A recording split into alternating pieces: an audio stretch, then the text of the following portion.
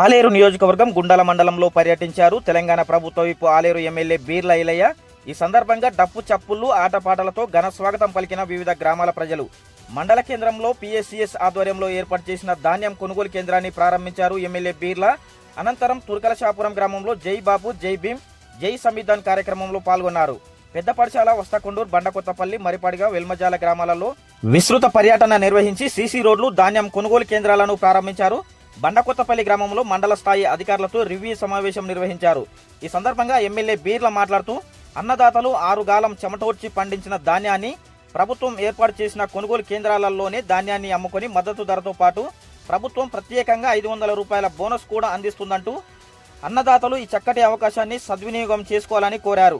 ఈ కార్యక్రమంలో జిల్లా కాంగ్రెస్ పార్టీ అధ్యక్షులు అండెం సంజీవరెడ్డి, జిల్లా కాంగ్రెస్ ఉపాధ్యక్షులు ద్యాప కృష్ణారెడ్డి, పిఎస్సిఎస్ చైర్మన్ లింగాల భిక్షంగౌడ్, మండల కాంగ్రెస్ పార్టీ అధ్యక్షుడు ఏలూరి రామరెడ్డి, మాజీ ఎంపీపీ రావుల హరితాదేవి, సంగి వేణుగోపాల్ యాదవ్, నాయకులు ఇమ్మడి దశరథ గుప్తా, చిందం ప్రకాష్, దారా సైదుల్, రాజారత్నం తదితర కాంగ్రెస్ పార్టీ నాయకులు, కార్యకర్తలు అధిక సంఖ్యలో పాల్గొన్నారు.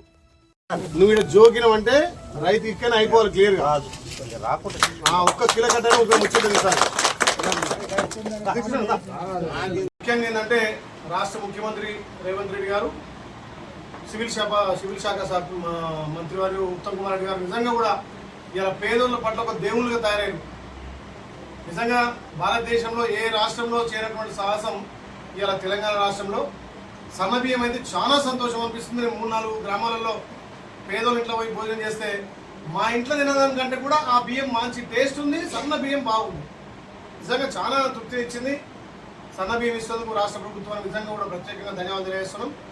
గతంలో దొడ్డు బియ్యం వల్ల చాలా మంది పేదలు కూడా బియ్యం నీళ్ళకి అమ్ముకొని మళ్ళా 10 రూపాయలకు 15 రూపాయలకు అమ్ముకొని 40 రూపాయలకి కిలో కొనేది.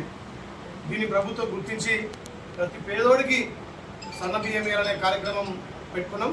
అదేవిధంగా ఆలేరును అన్ని విధాలు అభివృద్ధి చేయడం కోసం ఆలేరులో తాగునీరు, సాగునీరు సమస్య ఉండకుండా మొన్ననే అసెంబ్లీ సమావేశాల్లో కూడా ఇక్కడ నవాపేటకు సంబంధించి ఆ ప్రాజెక్ట్ నుంచి నవాపేటకు వచ్చే తరుణంలో కొంత సిల్టు డ్యామేజ్ అయింది. సిల్టు ఆ పేరుకుపోయింది.